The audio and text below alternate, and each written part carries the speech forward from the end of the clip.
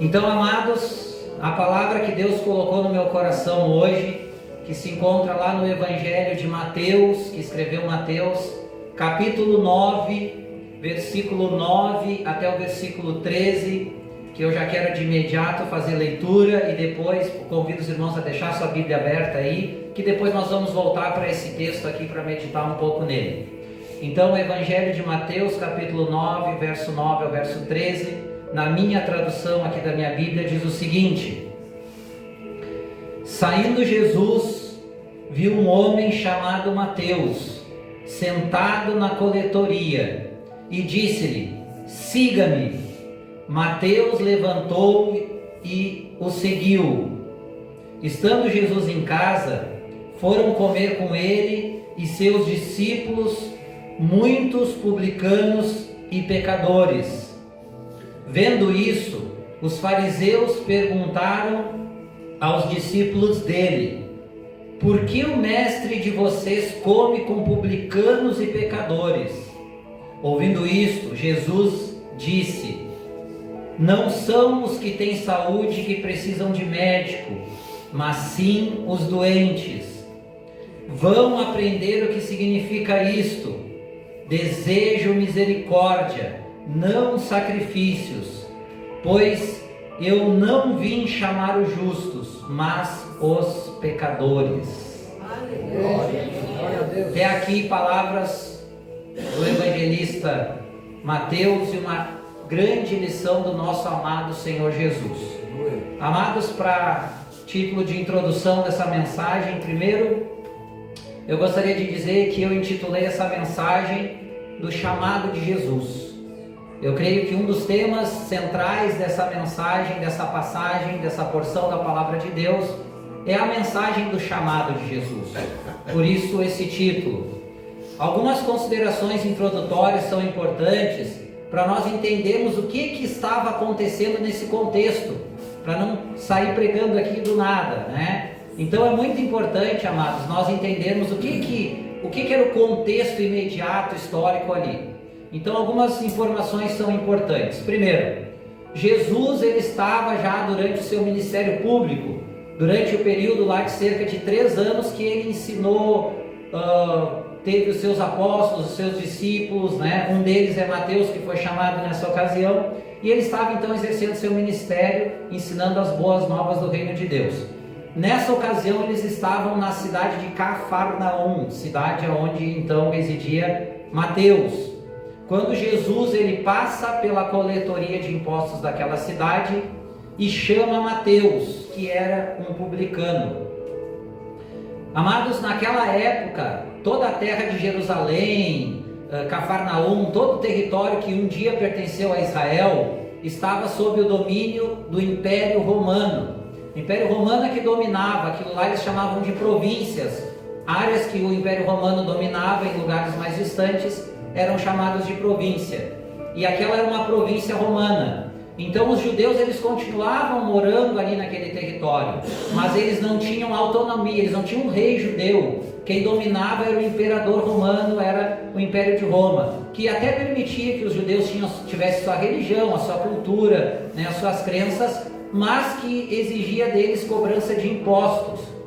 O maior interesse dos romanos em relação aos judeus e as outras províncias era cobrar impostos de tudo que era produzido e comercializado lá nas províncias. Para isso, os romanos tinham que estabelecer um sistema de cobrança de impostos. E uma prática que eles tinham era pegar pessoas daquela região para fazer essa cobrança. No caso da província ali de Israel, eles usavam os próprios judeus, alguns judeus, para fazer a cobrança dos impostos dos judeus, né? Então, os publicanos, o cargo de publicano, o cargo de coletor de impostos era chamado de publicano. Mateus era um desses publicanos, então que ficava ali na coletoria, cobrando impostos dos judeus sob a supervisão de soldados romanos. Então era uma peça, uma sala, onde ele cobrava impostos de todos os judeus daquela cidade, sob a supervisão e auxílio e proteção de soldados romanos. Então essa era a profissão de Mateus, uma profissão de um funcionário público de Roma. que explorava a cobrança de impostos dos judeus. Então daí vocês já imaginam como Mateus e os publicanos, coletores de impostos, eram vistos pelos judeus. Os judeus odiavam os coletores de impostos, que também eram judeus. Eles consideravam eles traidores, porque eles deixaram e se bandearam para virar um funcionário público de Roma e explorar a cobrança de impostos deles. Então os publicanos, aos olhos dos judeus, eles eram muito mal vistos, eles eram separados. E essa era a profissão então de Mateus. Mais algumas coisas importantes dessa passagem sobre ensinamentos de Jesus, dado esse contexto histórico para nós entender, que depois vai fazer muito sentido na leitura e na interpretação da continuação do texto. Alguns ensinamentos de Jesus me chamam muito a atenção nesse contexto aqui, nesses breves versículos. Um deles é que Jesus ensina que chama pessoas de todas as classes sociais. O foco do chamado de Jesus nessa passagem é Mateus, o foco principal. O texto fala que ele passa e vê Mateus, e ele chama Mateus.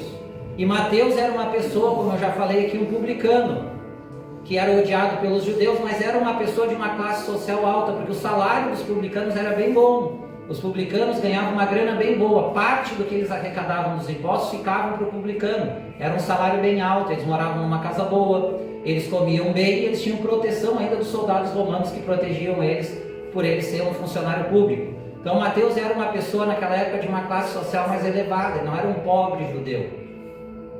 E Jesus chama ele. E a gente aprende aqui, porque muitas passagens a gente vê Jesus chamando os pobres, doentes, enfermos, né? E às vezes algum leitor meio desatento aí, ou se a gente focar nesse texto, parece que Jesus veio só para os pobres, pessoas de classe social baixa. Mas aqui ele chama nominalmente Mateus, uma pessoa de uma classe social elevada. E o que a gente aprende com isso? Que Jesus chama pessoas de todas as classes sociais. Aleluia. Jesus ama o pobre, mas também ama o rico. Aleluia. Jesus ama a todos e morreu e se sacrificou por todos, independente da classe social da pessoa. Mais um ensinamento importante aqui, Jesus também ensina que veio para os doentes. No texto que nós lemos aqui vai dizer que ele veio para os doentes, que ele veio para os pecadores. E quando Jesus fala de doente aqui, ele não está falando da doença física, é uma analogia, uma simbologia para a doença espiritual. E quando ele fala de pecadores, todos somos pecadores. Ele fala dos pecados lá por causa da herança pecaminosa também de Adão e Eva, mais os nossos pecados, os pecados daquelas pessoas. Então Jesus ele vem para os doentes e para os pecadores, e nessa perspectiva que Jesus apresenta, todos os seres humanos são doentes e pecadores. Todos nós temos a doença da alma, todos nós temos a doença, a chaga do pecado, do poder do pecado que está nas mãos de Satanás, né, a nos influenciar a pecar. Então Jesus ele chama pecadores e doentes, ele não vem para os sãos, ele vem para os doentes. Então Jesus chama a atenção da necessidade do arrependimento, da necessidade da conversão, da necessidade da mudança de direção, pois todos nós somos doentes da alma sem Cristo. Todos nós somos destituídos da graça de Deus sem Cristo. Creio que esses são os temas principais dessa mensagem. Amados, agora eu quero voltar aqui para o texto bíblico, para nós meditarmos de formas mais específicas sobre cada trecho dessa passagem. Gostaria de estar lendo de novo o versículo 9. Então, dadas essas considerações introdutórias, vamos voltar para a palavra de Deus.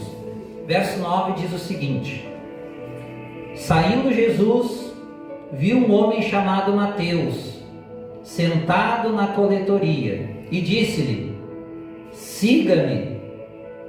Mateus levantou-se e o seguiu.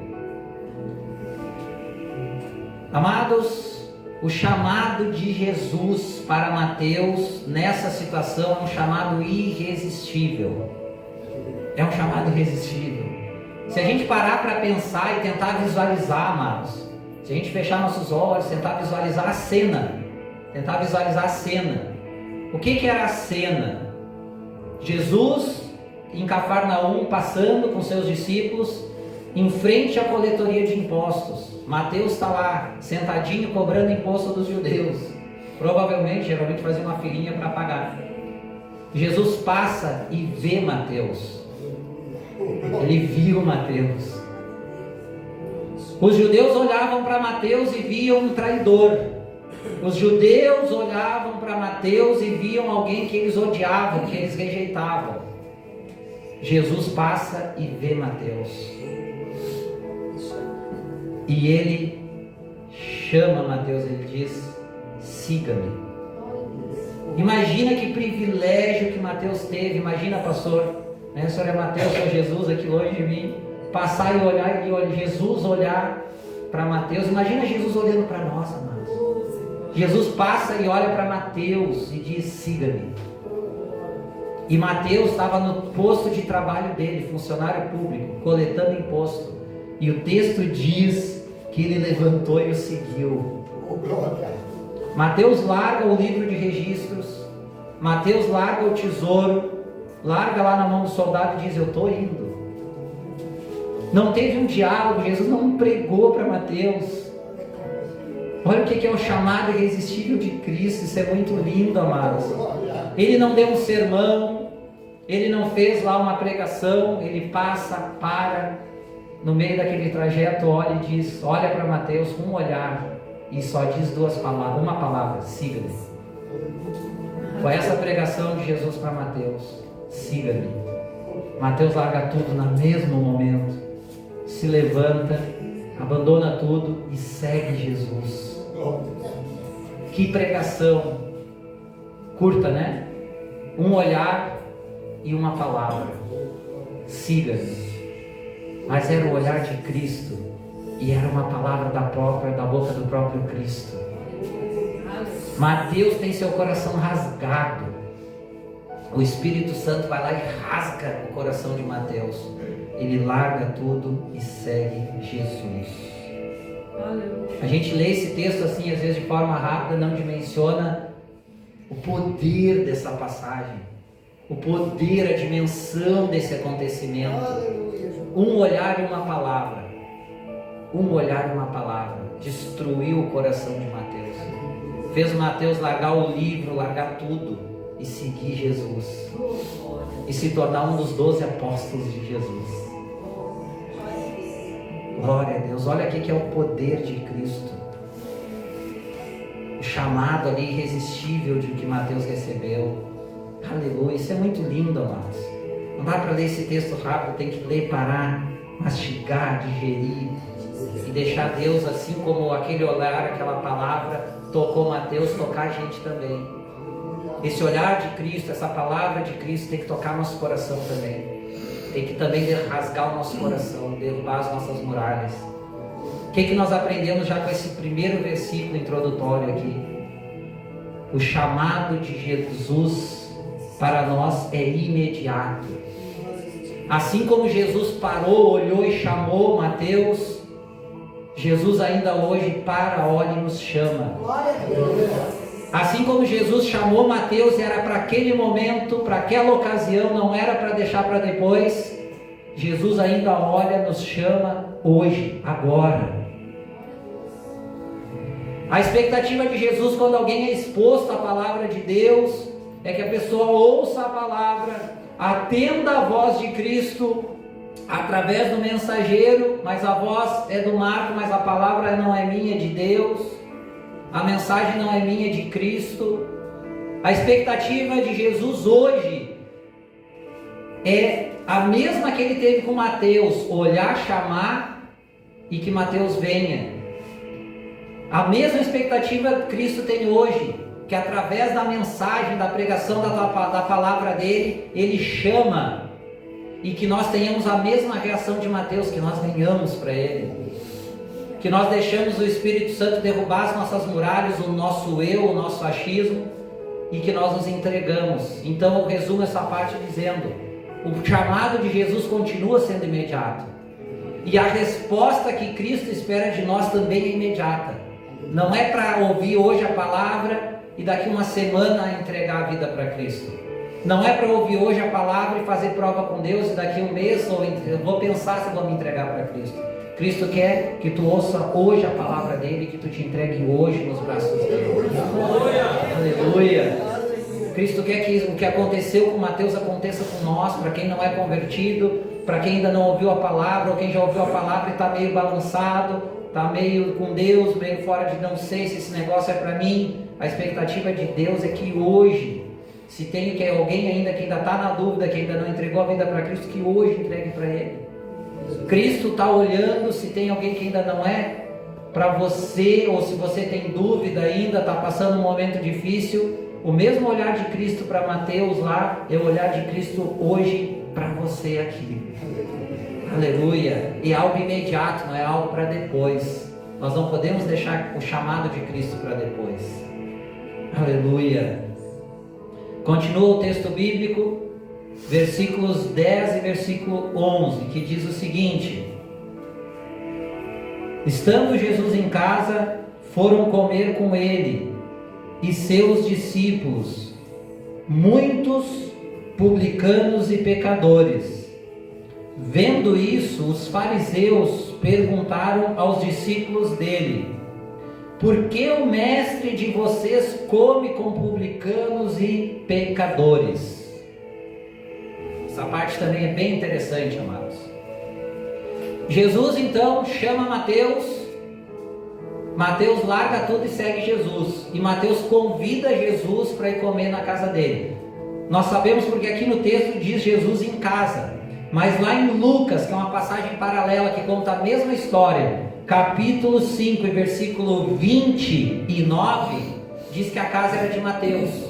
Então as passagens paralelas ajudam sempre, né, os evangelhos a entender melhor. Então essa casa aqui, que eles vão comer, que eles vão cear, é a casa de Mateus, que era uma boa casa, né? E também tinha, óbvio, uma boa comida, porque ele tinha posses. Mateus larga a coletoria, pega Jesus, os discípulos dele, e no caminho nós vamos ver que ele convida. Quem eram os amigos? Quem eram os amigos de Mateus? Se os judeus rejeitavam eles, quem eram os amigos dele? Os outros publicanos, né? Eram os outros cobradores de imposto. Então não tinha como ele ter amigos fariseus, que eram os bambambãs da época, os grandes líderes religiosos judeus da época. Mateus tinha que ser amigo de publicano, cobrador de imposto que nem ele, e de pecadores. Os amigos de Mateus, o círculo de amizade dele eram outros rejeitados pelos próprios judeus e pecadores rejeitados pelos judeus também. Por que ele convida então pecador e publicano? Que era o núcleo social dele, que os judeus não aceitavam ele. Nunca um judeu ia convidar ele para jantar, para ele participar da vida dele, nem aceitar a presença dele. Então ele convida publicanos e pecadores. E quem é que se incomoda com aquilo? São os fariseus. E quem eram os fariseus também? A gente precisa pensar nisso. Amados, os fariseus eram líderes, era uma corrente religiosa dentro do judaísmo da época. Eles se consideravam os mais puros, eles se consideravam os mais santos, eles se consideravam os guardadores, os verdadeiros guardadores da lei, eles se consideravam os verdadeiros santos de Deus. Era uma corrente religiosa bem ortodoxa, bem rigorosa daquela época de judeus, que se achavam superiores, e muitos deles eram líderes religiosos judaicos da época, o povo escolhido de Deus, o guardião da lei, o guardião da moral e dos bons costumes. Então o que acontece, amados? Eles se achavam superiores, então eles vão chegar, olha que como é que eu posso usar a palavra aqui? Que artimanha eles usaram? Eles estavam vendo Jesus caminhando com Mateus e os publicanos e os pecadores indo comer na casa de Mateus. E eles estão perto de Jesus, o texto dá essa... E eles não falam para Jesus, em vez de eles olharem: Jesus, por que tu anda com o publicano e pecador? Eles olham para os discípulos de Jesus, olha a falsidade dessa gente, e perguntam num tom de voz que Jesus pudesse ouvir, mas não era para Jesus. Ó, vocês seguidores aí, discípulos, por que o mestre de vocês está indo comer com um publicano e pecador? Mas Jesus estava ouvindo. O texto diz, né, aqui que os fariseus perguntaram aos discípulos dele, nem perguntam para ele. E o texto vai depois dizer no versículo 2, ouvindo Jesus. Então olha que falsidade, que cinismo, né? Que cinismo. Tipo, dá aquela alfinetadinha, né, indireta, que a gente chama de indireta. Olha que coisa feia, né? Então eles fazem essa coisa feia aí, de cinismo, né? Nem chamaram de canto os discípulos, falaram que Jesus ouvisse, mas não era para Jesus, mas era indireta. Talvez, né? para provocar. Era complicado. Então, pessoal, eles perguntam. A pergunta era, não usar o mesmo texto bíblico, mas clarear um pouquinho mais para nós. Quando fala em publicano e pecador, a pergunta era: por que o mestre de vocês estava comendo com essa gente inferior? Essa era a pergunta. Por que a provocação era essa? Por que o mestre de vocês está indo comer na casa desse coletor de impostos, desse traidor? Por que ele está levando outros traidores, coletores de impostos, traidor do nosso povo, o povo santo de Deus? Por que está levando esses pecadores aí, essa gente suja, inferior para casa para comer junto com eles? Essa era a provocação. Tipo assim, Jesus tinha que estar convidando nós, fariseus, para comer com ele. Nós é que somos dignos de sentar na mesa com esse Jesus aí, não essa gente aí. Então era uma provocação, era um deboche. Eles estavam inferiorizando Mateus, os coletores de impostos, os publicanos e os pecadores ali que não eram judeus, eram pessoas não judias. Não era judeu para eles, era pecador. Era mais ou menos assim. Nós somos o povo de Deus, o resto é o povo do diabo. Era mais ou menos assim que eles achavam. Mas vamos lá. Jesus ouve, né? Jesus ouve. E Jesus não deixa os discípulos responder, o próprio Jesus intervém na situação. Versículos 12 e 13. Vamos ler a palavra de Deus aqui. Ouvindo isso, Jesus disse. Lembra que eu disse? Jesus ouviu o que eles falaram. Ouvindo isso, Jesus disse: não são os que têm saúde que precisam de médico, mas sim os doentes.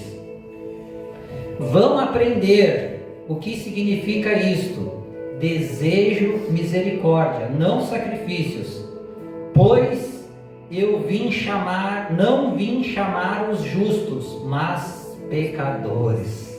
Aleluia. Esse Jesus é maravilhoso, né? Veio o veneninho lá dos fariseus, indiretamente, ele nem deixou os discípulos. Ele: não, peraí, é comigo que vocês querem falar? Eu ouvi, estou ouvindo. Deixa que vocês querem, então eu vou responder para vocês. Não precisa perguntar para eles, eu estou aqui. Ouvindo isso, Jesus disse: enfrenta eles de frente, não usa cinismo, é claro, é direto, e começa a trazer a explicação do porquê que ele estava indo comer com aquela gente inferior, aos olhos dos fariseus, né? Eles eram inferiores. Então, primeiro ponto aqui, Jesus os responde dizendo que são os doentes que precisam de médico. Isso significa que o primeiro passo para chegar a Jesus é reconhecer a nossa situação de morte espiritual sem Cristo. Quando Jesus usa médico e doente, não é literal, é uma analogia, é uma simbologia. Jesus não está falando da doença física. Jesus está usando a medicina, o médico, o doente, para falar da doença do espírito, a doença da alma. Jesus está dizendo para eles que ele não vem para os que não precisam de Cristo, que não precisam de Deus, mas é para quem precisa de Deus. É quem tem doença da alma, é quem tem necessidade espiritual. Jesus usa essa analogia que o primeiro passo é reconhecer que sem Cristo nós somos mortos espiritualmente. Nós somos doentes da alma. Não é uma doença física, não é uma enfermidade que está lá no Cadastro Internacional de Doenças, no CIDES. É uma doença da alma. É uma doença que não tem tratamento nem remédio humano que cura. É uma doença que, por mais que a medicina hoje, por exemplo, seja avançada em comparação àquela época, médico nenhum, medicamento nenhum, tratamento nenhum cura. Porque é uma doença espiritual, é uma doença da alma, que só Cristo tem o remédio, que só Cristo tem a solução. Aleluia. Então ele começa dizendo que aquelas pessoas lá, aos olhos dos fariseus, eram doentes, mas aos olhos de Deus, eles são os amados do Senhor. Eles estão reconhecendo a inferioridade deles, eles estão sendo humilhados pelos judeus, mas eles querem estar com Cristo. Eles querem tratar essa doença da alma. Segundo ponto aqui, depois de fazer essa analogia, ele os confronta citando a própria Bíblia. O profeta Oséias, no capítulo 6 e versículo 6, escreveu, né? Muda a tradução, mas vou usar essa aqui mesmo. Quando Jesus diz: deseja misericórdia, não sacrifícios, ele está citando Oséias capítulo 6, versículo 6, usando o quê? Bíblia com eles, palavra de Deus, palavra que eles se orgulhavam, né? Pois os fariseus, eles se consideravam os guardiões da lei, eles se consideravam os mestres da lei. E Jesus cita o próprio profeta Oséias, palavra de Deus lá do Antigo Testamento, para confrontar eles. Vão descobrir primeiro o que o profeta usado por Deus disse: quero misericórdia e não sacrifício. Jesus vai lá e faz eles passar vergonha agora. Faz eles passar vergonha. Amados, os judeus, e se a gente vai ler lá os 613 mandamentos lá do Antigo Testamento, da lei mosaica, da lei de Deus, existiam muitos rituais. E esses fariseus, eles se orgulhavam dos rituais. Por exemplo, não vou citar todos, mas alguns exemplos aqui. Para alguns tipos de pecados diferentes, tinham rituais de sacrifícios de animais diferentes. E tinham os rituais que eles sacrificavam os animais por pecados voluntários, um tipo de ritual. Pecados involuntários, outro tipo de ritual. Pecados pelo pecado do povo todo, os pecados anuais, né? Tinha vários tipos na lei mosaica lá, de sacrifícios, de rituais para cada tipo de situação. Tinha os rituais das festas judaicas, como a Páscoa, a festa dos tabernáculos e a festa de Pentecoste.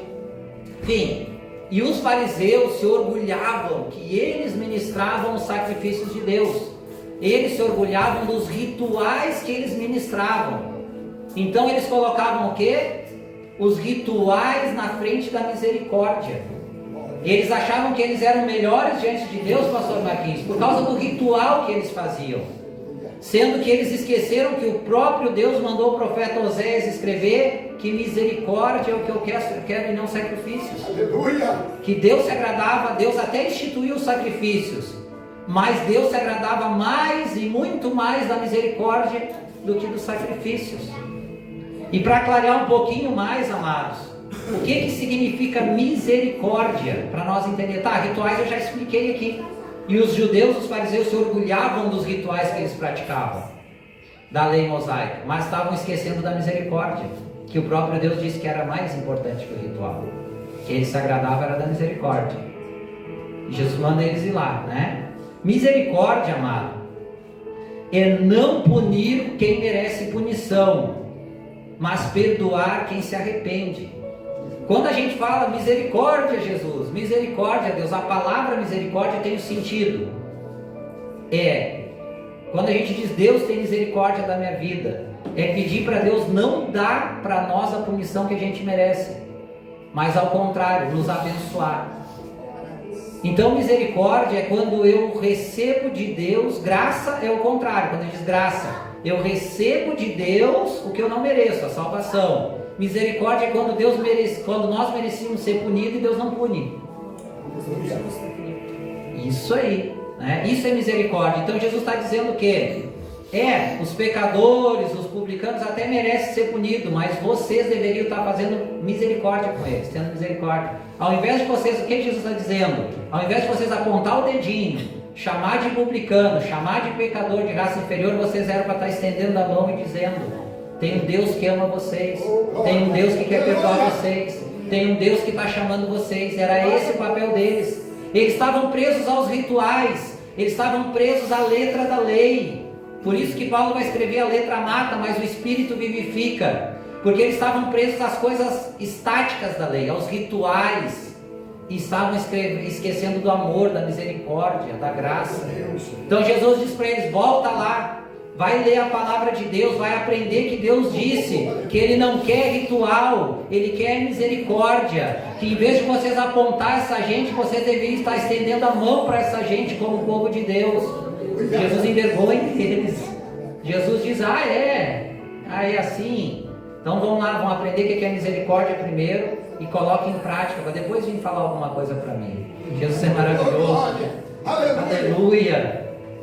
E o que nós aprendemos com isso, amados, para encerrar esse trecho? Jesus, ele veio para chamar os pecadores do arrependimento. E quem são os pecadores? Todos os seres humanos. nós somos pecadores. Todos nós estamos mortos espiritualmente. Paulo lá em Efésios capítulo 2 vai começar a dizer: outrora nós estávamos mortos em nossos delitos e pecados, mas pela graça de Deus somos salvos. A condição humana sem Cristo é morta, como Paulo escreveu, morta em delitos e pecados. Nós sem Cristo estamos mortos espiritualmente, amados. E Cristo, ele vem para chamar os mortos, ele vem para chamar os doentes, ele vem para os pecadores, como ele falou aqui. Ele não veio para os sãos. Os judeus fariseus lá se consideravam sãos, que eles eram superiores, eles eram os escolhidos de Deus, sendo que na verdade, daquele grupinho ali, pecador, publicano e fariseu, quem mais precisava de Deus eram os fariseus. Porque os pecadores e os publicanos lá, eles estavam chegando diante de Cristo envergonhados da condição deles, dispostos como Mateus a largar tudo e seguir Jesus, enquanto os fariseus estavam lá com o narizinho empinado, achando que eles eram melhores que os outros. Os mais mortos ali eram os fariseus. Os que mais precisavam de misericórdia eram os fariseus. Os que mais precisavam de arrependimento eram os fariseus, porque primeiro eles tinham que baixar do pedestal, baixar o narizinho.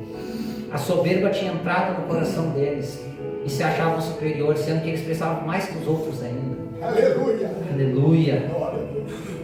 Amados, eu quero concluir essa mensagem aqui em 2 pontos, para reforçar tudo que a gente aprendeu com essa porção maravilhosa da palavra de Deus. Primeiro ponto que nós aprendemos com essa mensagem: não podemos agir como os fariseus, olhando os não convertidos com desprezo, apontando para eles e os julgando como se fossem inferiores a nós. Não podemos cair no mesmo erro que caíram os fariseus.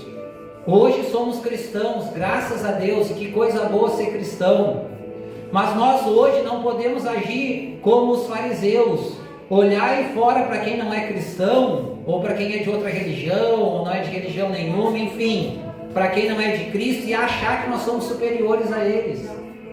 Não podemos cair no erro que muitos cometem, de ir para as redes sociais, de ir pessoalmente, a apontar o dedo para eles e dizer: vocês aí que não são crentes em Deus, que não são cristãos, vocês que estão fora da graça de Deus, vocês que cometem isso, cometem aquilo, tem mais é que arder no fogo do inferno. Não podemos ser como julgadores, apontadores como os fariseus. Temos que ser como Cristo ensinou: usar de misericórdia. O recadinho de Cristo para os fariseus: primeiro vai usar de misericórdia, entender que eles é misericórdia, para depois pensar nos rituais que vocês celebram, como a Santa Ceia, como a reunião do culto, achar que nós somos melhores do que quem está aí fora, porque nós estamos aqui hoje, graças a Deus estamos, porque participamos do corpo e do sangue de Cristo. Isso não nos faz melhor do que ninguém. Nós somos sem Cristo, nós somos mortos em nossos delitos e pecados. Pela graça de Deus, pelo sacrifício do Cordeiro Santo, que derramou o sangue santo numa cruz, pela ação poderosa do amado Espírito Santo, a graça de Deus nos alcançou. Mérito meu, mérito seu, zero. 100% Cristo. Aleluia. E assim como um dia eu e quem já entregou a vida para Cristo, pela graça do Senhor, nós fizemos como Mateus fez. O Senhor disse um dia para mim: siga-me, Marco. Não foi com essas palavras, mas foi com essa intenção: siga-me. E eu larguei tudo e segui Jesus há 11 anos atrás. Tomei muitas decisões boas e ruins na minha vida, mas a melhor de todas foi largar tudo e seguir Jesus. Foi a melhor decisão da minha vida, largar tudo e seguir Jesus. Fazer como Mateus, largar tudo e seguir o Senhor. E o que nós temos que desejar para quem está aí fora: que um dia a palavra de Deus chegue até eles, que um dia a graça de Deus alcance eles e eles até ouçam e atendam o chamado como Mateus, como eu, como vocês que já atenderam. Não podemos ser soberbos, não podemos ser arrogantes, temos que orar, temos que amar, temos que tratar com carinho, temos que ser sal da terra e luz do mundo. Nunca aponte o dedo para alguém aí fora por não ser cristão. Estenda a mão. Em vez de usar o dedo de acusador como os fariseus, estenda a mão com a misericórdia que Deus, que Cristo ensina-nos a estender. Aleluia. Não deixa a soberba entrar no teu coração por ser cristão. Glória a Deus por isso, mas eu não sou melhor do que qualquer pessoa que está aí fora, sem Cristo. Eu estou na mesma condição e tenho as mesmas necessidades. Sou doente, sou pecador, sou falho, sou fraco. O que seria de mim sem Cristo? O que seria de mim sem o Senhor, sem a mão do Senhor? Me converti, graças a Deus, a salvação do Senhor veio sobre a minha vida. Continuo falho, continuo fraco, continuo pecador, continuo precisando da ação do Espírito Santo, continuo precisando da misericórdia, da graça, do amor de Deus, porque sem isso eu não ia conseguir. Aleluia. Vamos ser solidários, vamos amar mais, vamos buscar mais por quem não está em Cristo. Não vamos esquecer que um dia Cristo nos alcançou e que temos que desejar que essa graça chegue a todos, pois o sacrifício de Cristo foi por todos. Segundo ponto, o que Jesus um dia fez pessoalmente para Mateus, e nós lemos aqui e analisamos o texto. Hoje Jesus não vai andar nas ruas olhando para as pessoas e chamando, siga-me. Não vai mais. Foi um privilégio de Mateus e das pessoas como Mateus que ouviram a pregação da boca do Senhor e que Cristo chamou. Mateus foi um privilegiado de ter sido chamado por Cristo, siga-me. E ele larga tudo e seguiu. Mas deixa eu dizer uma coisa para vocês. Cristo não vai mais fazer isso. Porque ele morreu numa cruz, ressuscitou o terceiro dia, andou entre nós ressurretos e ascendeu os céus. Mas ele enviou o Espírito Santo lá em Pentecoste. O Espírito Santo pousou sobre aqueles homens que estavam reunidos lá na festa de Pentecoste. E deixa eu dizer uma coisa para vocês, eles foram cheios do Espírito Santo. E eles começaram a pregar as grandezas de Deus no poder do Espírito Santo e no poder do sacrifício de Cristo. E tem uma notícia boa, nunca mais Deus tirou o Espírito Santo da terra. Desde a descida em Pentecostes, o pastor Espírito Santo está com a gente, está aqui agora. Cristo não vai mais se materializar fisicamente para pregar para mim e para você. Mas deixa eu contar uma coisa boa. Eu não sei porquê, mas Cristo comissionou a igreja. A missão de pregar o Evangelho hoje é da igreja. Não é do Marco pregador, do pastor Marquinhos pregador, é de todos nós. Aqui é só um ponto de pregação. O altar da igreja é uma bênção, é um ponto de pregação, não é o ponto de pregação. Nós pregamos no nosso trabalho, nós pregamos na nossa família, nós pregamos nas redes sociais, nós pregamos com o nosso comportamento, com as nossas decisões, com as nossas atitudes. Todos nós somos pregadores da palavra. E assim como o poder de Cristo se manifestou naquele siga-me com Mateus, Cristo deu o mesmo poder para a igreja, no poder do Espírito Santo, de pregar o Evangelho e chamar, siga-me. Hoje quem chama para Cristo é nós, somos nós. Cristo comissionou e empoderou a igreja como organismo vivo, como corpo do Senhor, de pregar, como eu estou pregando hoje, dizer assim, hoje eu posso dizer aqui, Cristo está chamando. Aleluia. Cristo está dizendo essa noite aqui, siga-me, porque Ele nos comissionou e nos deu poder para isso. E é no poder do Espírito Santo, no poder do sacrifício de Cristo. Então hoje o compromisso de fazer o que um dia Jesus fez com Mateus, parar, olhar e dizer siga-me, é o nosso compromisso hoje, de parar, pregar a Cristo e dizer, Cristo está te chamando, segue Ele, vem para nós.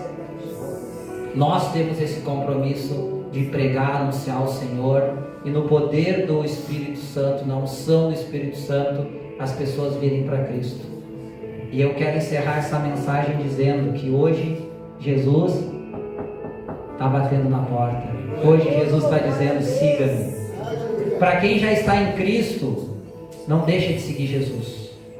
Para quem está aqui nessa noite e é um cristão já convertido, Cristo está dizendo assim, ó, um dia tu me seguiu, um dia tu aceitou, nunca desiste.